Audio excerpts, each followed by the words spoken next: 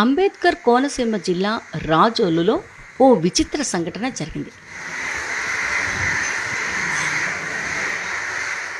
ఓ మాంసం దుకాణదారు ఓ కాకిని కట్టేశాడు. అది తెలుసుకున్న మిగతా కాకులు వందలాదిగా అక్కడికి చేరి తమ నిరసన తెలిపాయి. ఈ ఘటనకు సంబంధించి వీడియో ప్రస్తుతం సోషల్ మీడియాలో వైరల్ అవుతోంది. జిల్లాలోని తాటిపాక మార్కెట్లోని చికెన్ షాప్ దగ్గర ఓ కాకి ఉదయం నుంచి ఆ షాప్లో మాంసం వ్యర్థాలను ఎత్తుకుపోవటానికి ప్రయత్నించింది. ఈ క్రమంలో దుకాణదారుణ్ణి చాలా విసిగించింది.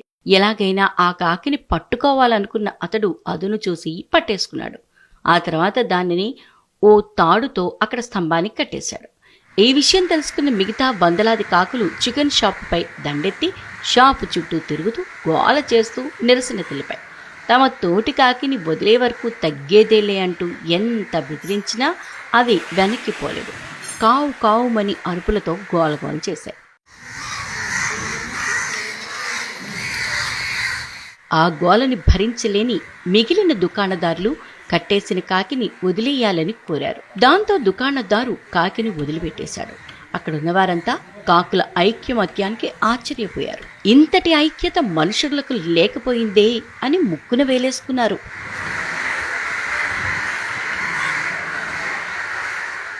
మనుషులకి చాలా చేరువుగా నివసించేటువంటి గొప్ప జీవ వైవిధ్యం కలిగి ఉన్నటువంటి జీవులు కాకులు. మన మనుషుల్లో లేనటువంటి జీవన విధానం అంటే మనుషులంతా చాలా అనేక విషయాల మీద విడిపోయి జీవిస్తారు. ఎవరైనా ఒక మనిషికి ఏదైనా ఇబ్బంది కలిగినా కానీ ఈ రోజుల్లో మనం పట్టించుకున్నటువంటి పరిస్థితి చూస్తాం.